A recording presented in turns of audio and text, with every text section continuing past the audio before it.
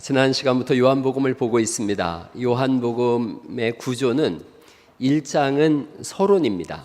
그리고 21장은 결론이에요. 2장부터 20장 가운데 2장부터 12장까지는 표적의 책이라 그럽니다. 표적의 책. 그래서 7가지의 표적이 나옵니다. 13장부터 20장까지는 영광의 책이라 그럽니다. 그래서 예수님의 부활 사건까지 이루어집니다.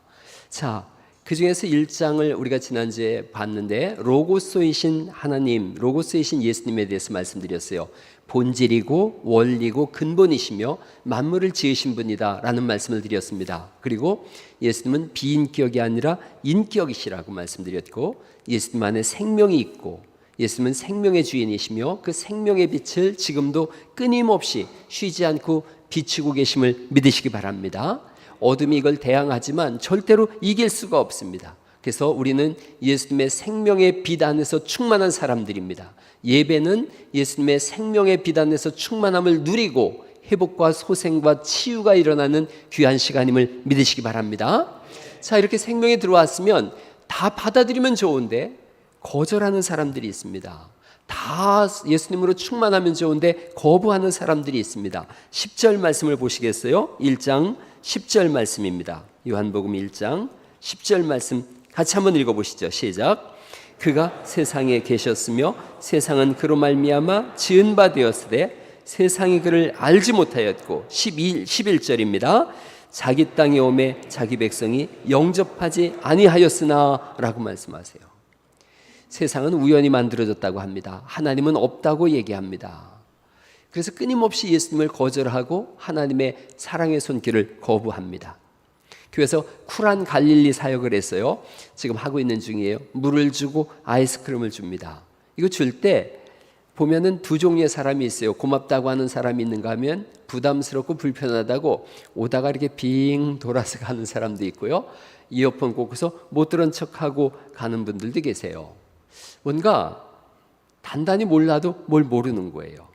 마태복음 10장 40절 말씀에는 우리가 복음 전할 때 이렇게 말씀하세요. 같이 한번 읽어보시겠어요? 시작.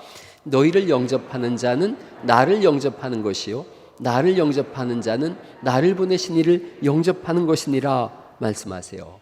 우리가 물을 주고 아이스크림을 주려고 하는 게 아니라 이걸 통해서 복음을 주려고 그러는 거예요. 예수님을 영접하라고 하는 거예요. 그리고 예수님을 영접하는 것은 하나님을 영접하는 것이거든요.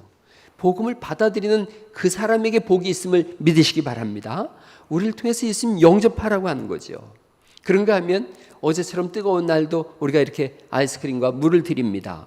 복음을 전하는 사람도 동일하게 복이 있어요. 예수님 믿는 사람도 복이 있지만 예수님 믿고 복음을 전하는 사람들에게도 동일한 복이 있어요.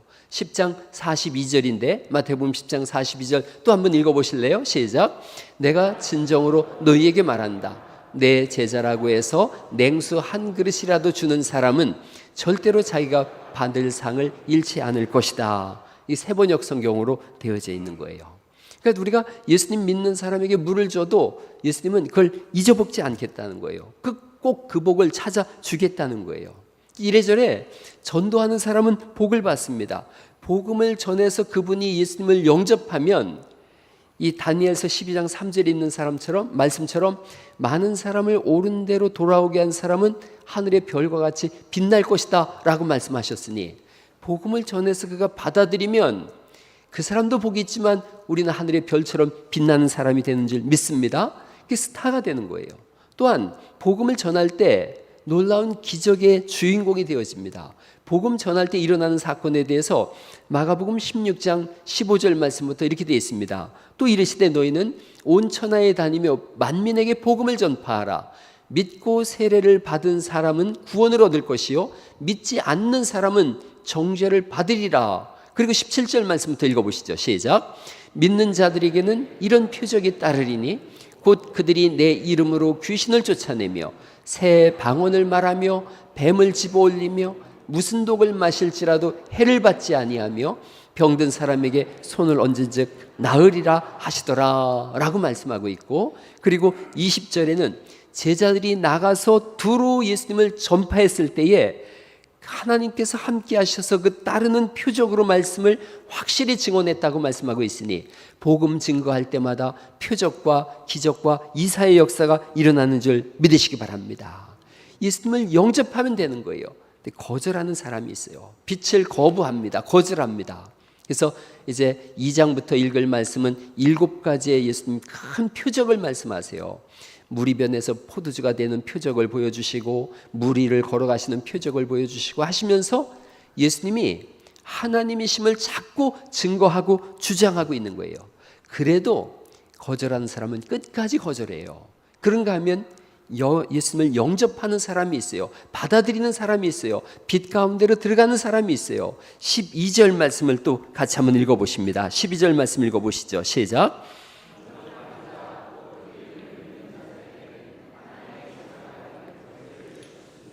영접하는 사람들이 있습니다. 영접이라고 하는 말씀은 전 인격적으로 받아들인다는 뜻이에요. 다 받아들인다는 거예요. 오래전에 제가 영접이라는 말의 한자어를 알려드렸어요. 맞이할 영에다가 사귈 접자예요. 예수님을 환영하고 예수님과 사귀는 거예요. 영접이라는 이 단어는 끊임없이 삶 속에서 예수님을 인정하는 겁니다. 요한복음 10장 27절에 있는 말씀인데 이렇게 되어져 있어요. 계속해서라고 하는 가로는 현재형으로 쓰였기 때문에 제가 넣은 거예요. 한번 요한복음 10장 27절 말씀을 처음부터 끝까지 가로 속에 있는 말씀까지 해서 같이 한번 읽어보시죠. 시작. 양은 내 음성을 계속해서 들으며 나는 그들을 계속해서 알며 그들은 나를 계속해서 따르느니라.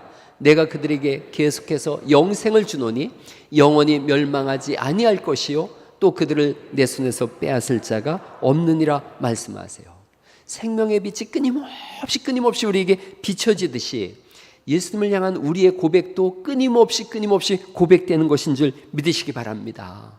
여기에 요한복음 1장 14절 말씀에 보면 말씀이 육신이 되어 우리 가운데 거하심에 이렇게 되어 있어요. 거하신다라는 이 말씀은 구약 성경에 하나님께서 광야에서 장막 가운데 거하셨어요. 성막 가운데 거하셨는데 그때 쓰여진 단어하고 똑같이 되어 있어요. 그러니까 예수님께서 우리 가운데 성막을 지으시고 거하심처럼 출애굽 때 예수님 하나님이 성막에 거하심처럼 우리 가운데 거하시겠다는 거예요. 우리와 함께하는 삶이라는 거예요. 영접하는 자, 곧 그 이름을 믿는 자라고 할 때 이 믿는다라는 말씀도 이 헬라어는 여러 가지 동사 표현이 있는데 어려운 표현으로 현재, 능동태, 분사, 역격 이런 표현을 쓰는데 이런 뜻이에요. 예수님을 영접한 후로부터 끊임없이 단 1초도 쉼 없이 끝없이 고백되어지는 강력한 신앙, 이걸 믿음이라 그래요. 단 1초도 주저하지 않아요.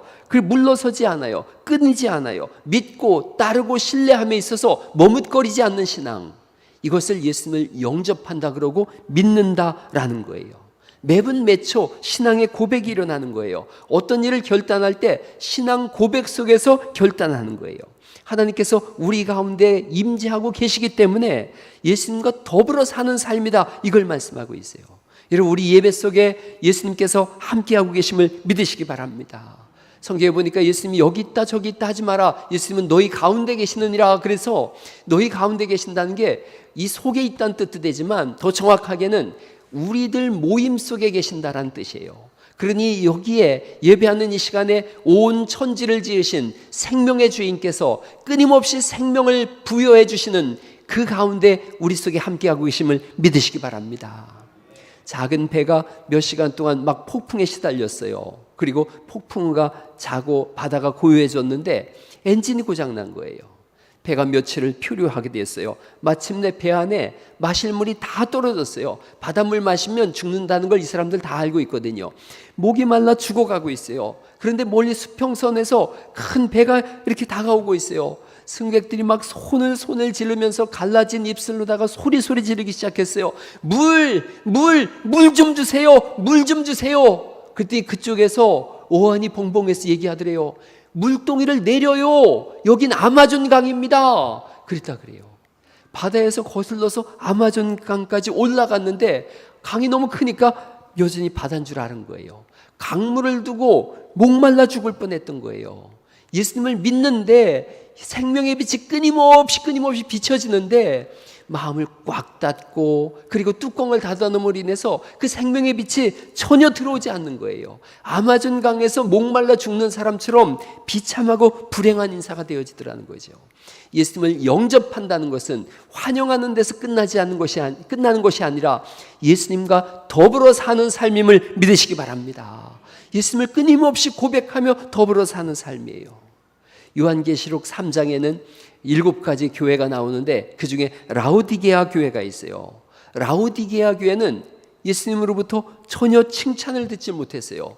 예수님을 영접했으니까 교회라는 표현은 쓰고 있거든요. 그런데 이 사람들은 미지근한 신앙이에요. 곤고한 신앙이에요. 가련한 신앙이에요. 가난한 사람들이에요. 신앙이 벌거벗은 신앙이에요. 주님과 사귐이 있다라고 말만 했지 한 번도 예수님께서 그들 가운데 역사하시고 임재하심과 예수님을 고백하고 증거하고 예수님과 더불어 산 동행의 삶이 없었던 거예요.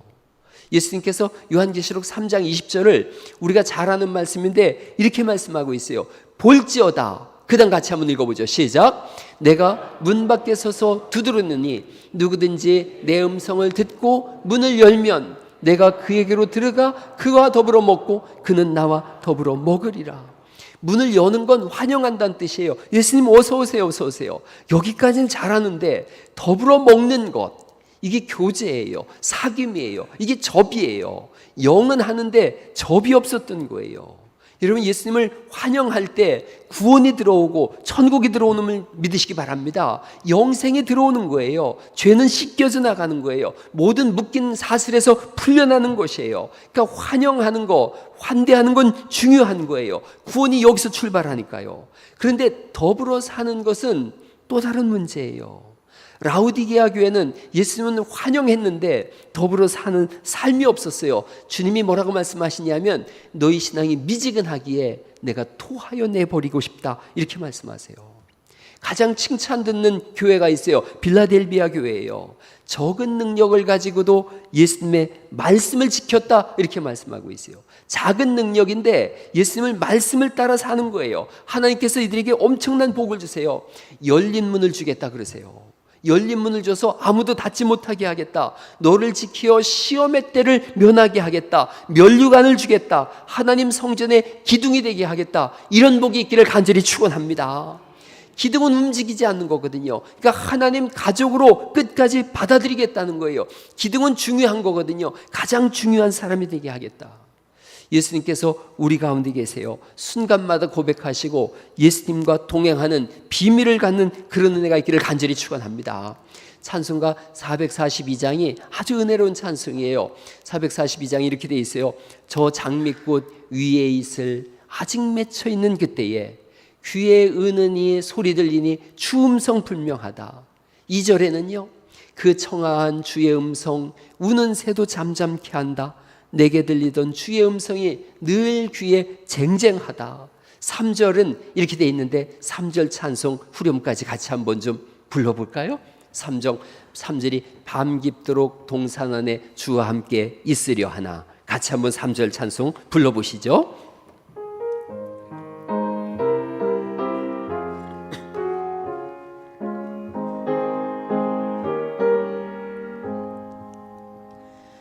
밤 깊도록 동산 안에 주와 함께 있으려 하나. 괴로운 세상에 할 일 많아서 날 바라면 하신다. 주님 나와 동행을 하면서 나를 친구 삼으셨네.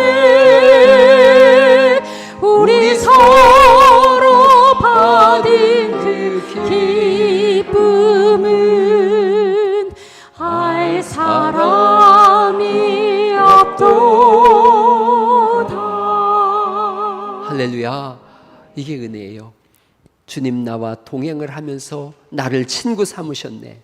그래서 친구 간의 그 오가는 수많은 다정한 이야기, 우정의 이야기, 사랑의 이야기, 그래서 우리 서로 받은 그 기쁨은 알 사람이 없도다. 이런 신앙의 은혜가 있기를 예수님 이름으로 축원합니다. 내 신앙생활을 점검해 보는 거예요. 나는 과연 라오디게아 교회 같은 신앙생활을 하고 있는가? 빌라델피아 교회 같은 신앙생활을 하고 있는가? 이걸 확인하는 곳이 가정이고 교회고 직장이에요. 제가 그런 생각을 해요. 예수님 믿어서 바로 천국으로 직행하면 얼마나 좋을까? 할렐루야. 별로 안 죽고 싶으세요? 예수님 믿어서 바로 죽으면은 저는 정말 땡큐죠. 여러분 참 이 세상이 그래도 뭐 좋군요, 많이. 바로 천국 가면 얼마나, 여러분이 천국을 몰라서 그래요, 진짜. 천국을 몰라서 그렇지. 천국과 이 세상을 비교하면 진짜 개똥밭하고 빌라 같은 거예요. 그래도 개똥밭이 좋다 그러면 할 말이 없지만 바로 천국 가면 얼마나 좋겠어요. 그런데 그렇지 않고요. 하나님께서는 교회로 보내세요. 성도의 인생에서 가장 그래서 많은 시간을 할애하는 것이 어딘가? 교회예요. 여러분들이 대화 속에 가장 많이 등장하는 대화의 주제가 뭐예요? 교회예요. 그래서 교회에서 내가 빌라델피아 교회 같은 생활을 하는가, 라오디게아 교회 같은 생활을 하는가 한번 생각해 보는 거예요. 어떻게 신앙생활하는 것이, 어떻게 교회 생활하는 것이 좋은가? 정답은 영접에 있어요. 아까 예수님을 영접할 때 하나님 자녀가 되는 권세가 있다 그랬는데 신앙생활도 똑같이 영접에 있어요. 영접은 환영하는 것과 사귀는 삶이에요. 매 주일마다 우리가 환영합니다. 서로를 환영하죠. 그리고 사귀는 영접의 은혜가 있는 거예요. 저도 목회를 해보니까 목사가 설교하는 거, 신방하는 거, 예배하는 거, 기도하는 거 그렇게 어려운 일 아니에요. 이렇게 10년, 20년 지나니까 크게 어렵지 않아요. 안 어려운 일이에요. 어려운 일은 기존의 기신자들을 굳게 세우는 일이에요. 그런데 이거보다 말도 못하게 어려운 일이 하나 있는데 그것이 새 신자를 정착하게 하는 일이에요. 새 가족 정착하게 하는 일, 이게 목회의 가장 어려운 일이에요.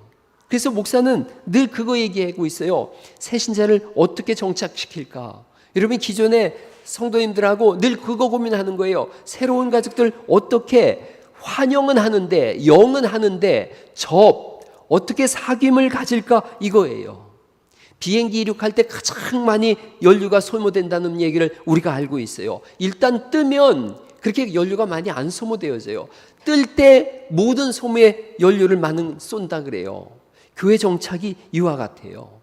교회 정착을 위해서 온 교회가 힘을 다 모으는 거예요. 그래서 그분들이 교회에 정착했을 때 내가 드디어 예수님과 동행하는 교회를 만났구나. 내가 하나님의 나라를 경험하는구나. 천국을 맛보는구나.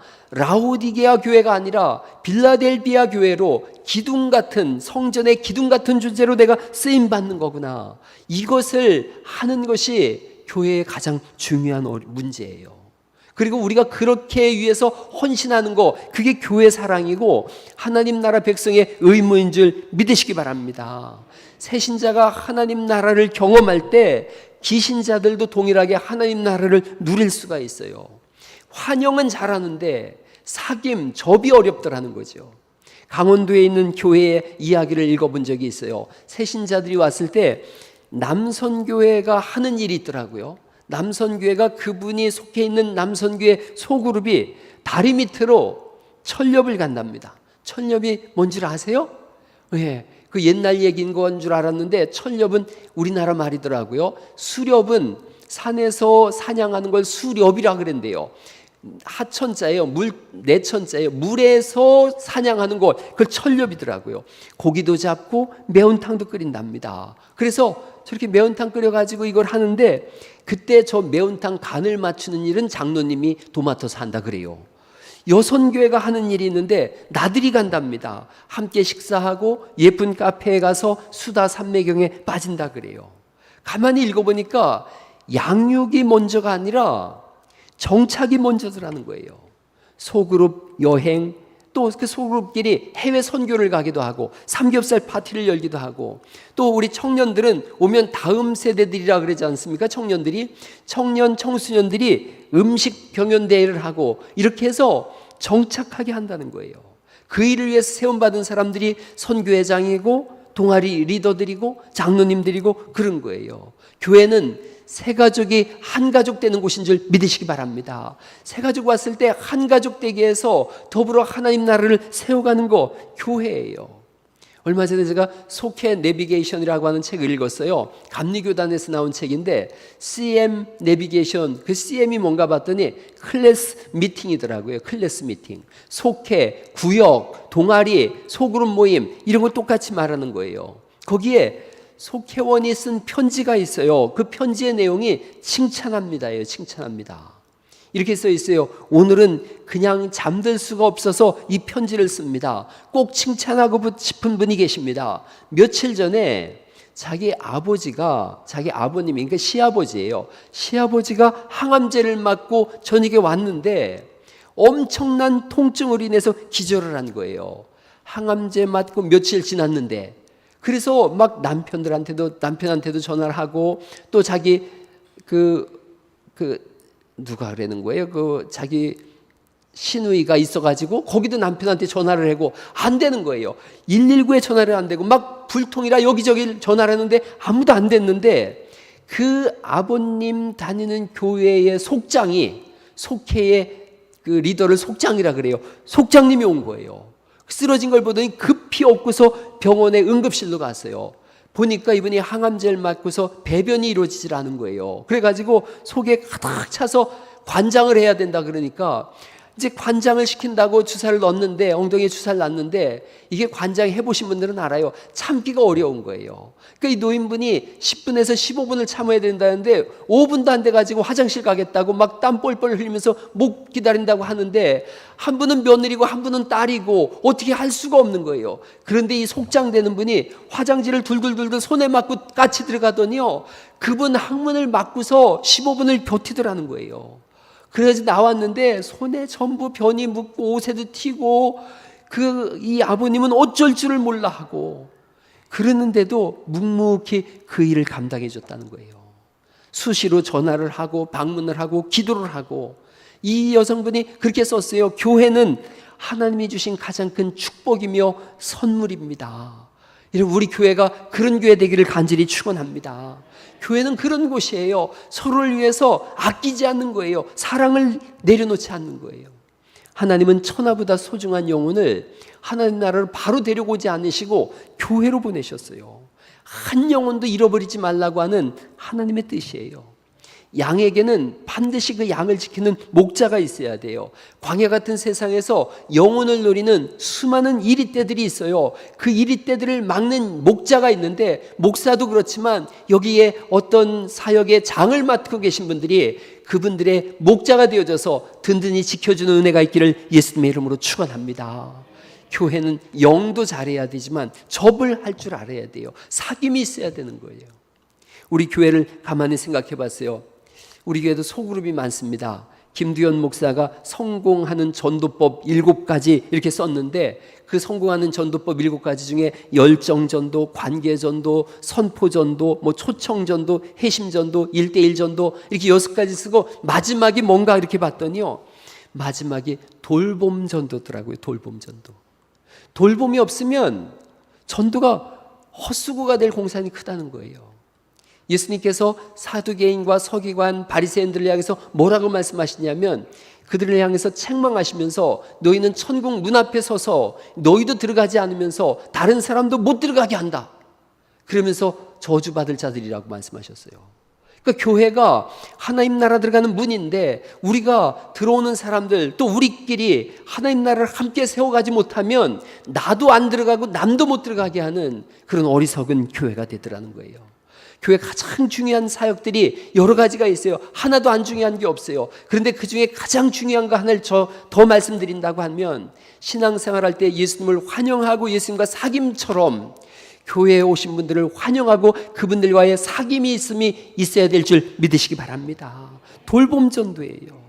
돌봄전도를 이 도르가 전도법이라고 명명했어요. 도르가는 사도행전 9장에 나오는 여자 성도님이에요.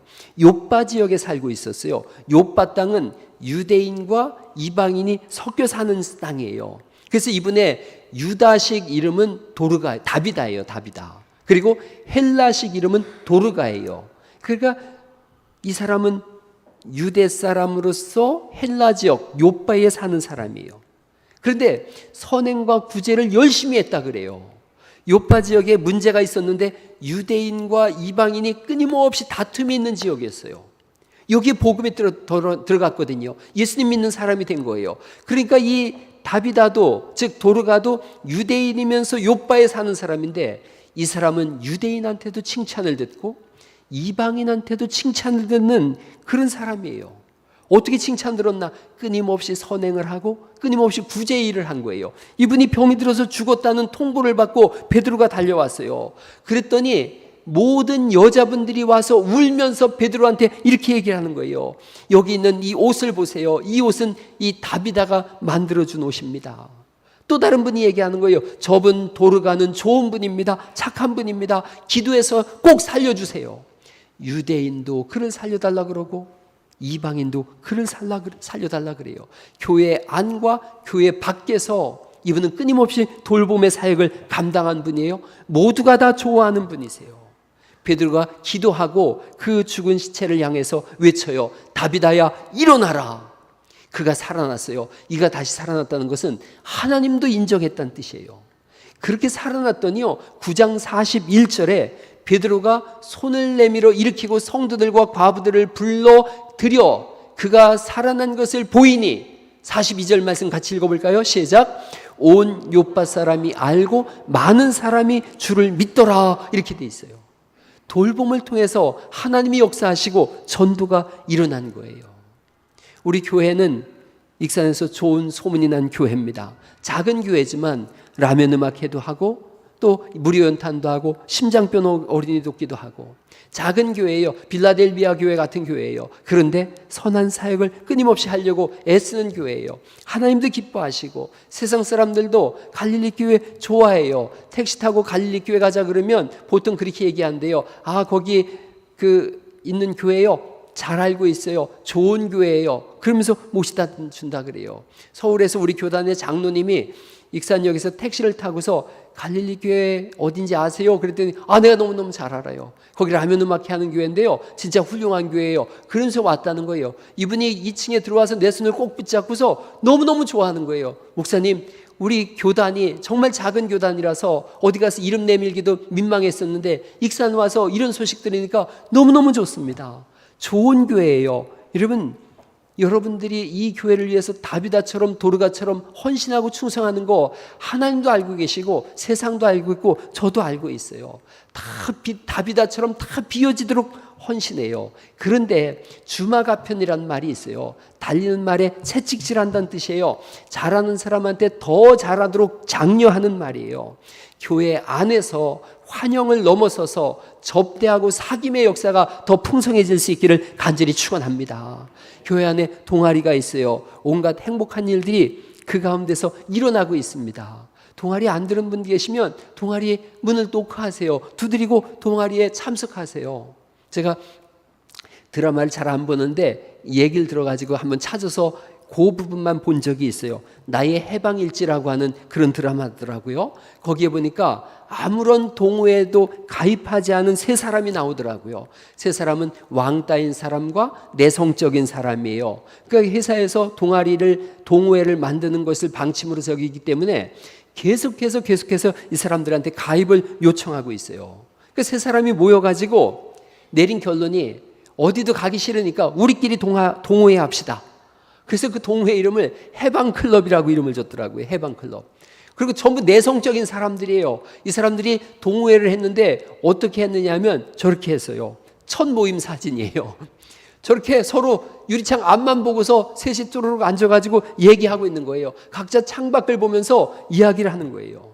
그런데 저렇게 동호회를 하면 일지를 써야 되는 거예요. 그 첫 일지가 이런 내용이에요. 좋기만 한 사람이라는 내용으로 쓴 편지인데요, 이런 일지입니다. 제가 읽어볼게요. 생각해보니까 그런 사람이 하나도 없더라고요. 즉 좋기만 한 사람 하나도 없더라고요. 내가 좋아하는 것 같은 사람들도 가만히 생각해 보면 다 불편한 구석이 있어요. 실망스러운 것도 있고 미운 것도 있고 질투하는 것도 있고 조금씩 다 앙금이 있어요. 사람들하고 수더분하게 잘 지내는 것 같지만 실제로는 진짜로 좋아하는 사람이 아무도 없어요. 혹시 그게 내가 점점 조용히 지쳐가고 있는 이유는 아닐까? 늘 혼자라는 느낌에서 시달리고 버려진 느낌에 시달리는 이유가 아닐까? 그렇게 고르고 골라놓고도 그 사람을 전적으로 응원하진 않아. 나보단 잘나야 되는데 아주 다 잘나진 말아야 돼. 전적으로 준 적도 없고 전적으로 받은 적도 없고 다시는 내 그런 짓 안 하겠다는 거예요. 세상 사람들이 다 손가락질해도 인간 대 인간으로 응원만 할 거야, 응원만 할 거야. 그랬더니요, 과장이 얘기해요. 이게 가능할까요? 자식 새끼도 이렇게 하기 쉽지 않은데. 그러자 여자 주인공이 얘기해요. 한번 만들어 보려고요, 그런 사람. 상대방이 이랬다 저랬다 하는 거에 나도 덩달아 이랬다 저랬다 하지 않고 그냥 쭉 좋아해 보려고요. 저는 이게 오늘 설교의 핵심이에요. 한번 옆 사람한테 얘기해 주시죠. 그냥 쭉 좋아해 보겠습니다. 한번 해보세요. 예. 당신이 이랬다 저랬다 하든 상관없어. 나는 그냥 쭉 좋아해 볼 거야. 그래서 좋아하는 사람. 예수님 영접한 성도의 삶이 이런 거예요. 교회의 삶이 이런 거예요. 다 마음에 드는 구석이 없어요. 조금씩은 다 살다 보면 앙금이 쌓여요. 상처를 줬다가 못을 박았는데 못을 빼도 못자국은 남아있어요. 그런데 예수님 생각하는 거예요. 그러면서 그냥 쭉 좋아해 보려고요. 끝까지 좋아해 보려고요. 그래서 우리 교회에 아무런 동아리 가입하지 않은 분들 계시면 그분들끼리 동아리 가입하셔서 해방클럽이라고 쓰세요. 예. 또 최근에 오신 분들 새가족들이 계세요. 몇몇 가정들이 모이셔서 아예 새가족 돌봄 동아리를 만드세요.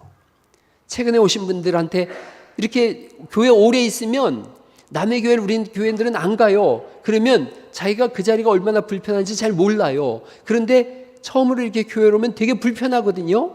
우리는 그 사정을 잘 모르니까 최근에 오신 분들끼리 해방클럽 1, 그래서 새가족 돌봄 동아리를 만드세요.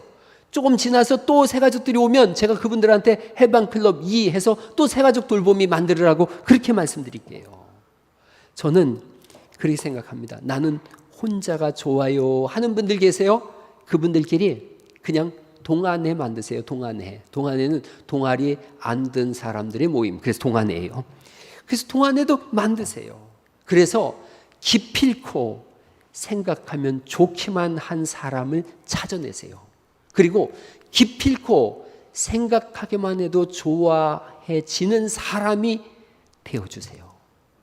나는 기필코 생각하면 좋기만 한 사람이 되리라. 그런 삶을 살으세요. 서로 환영하고 사귀세요. 두 가지 말씀드렸어요. 예수님을 어떻게 믿는 건가? 예수님 환영하고 사귐이에요. 교회에서 어떻게 신앙생활하는 건가? 서로 환영하고 사귀는 거예요. 제가 결론을 이렇게 내립니다. 달라스 윌라드라고 하는 분이 하나님의 모략이라는 책에서 썼는데 이 글이 너무 좋아서 저도 좌우명으로 적어놨는데 같이 한번 읽어보시죠. 시작. 순종하리라. 방법을 찾으리라. 인생을 거기 바치리라. 주님의 몸된 교회를 위해서 이렇게 하세요. 주의 말씀에 순종하시고 주님의 몸된 교회를 세워가는 방법을 찾으시고 거기서 일생을 바치셔서 하나님 나라의 별처럼 빛나는 은혜가 있기를 예수님의 이름으로 축원합니다.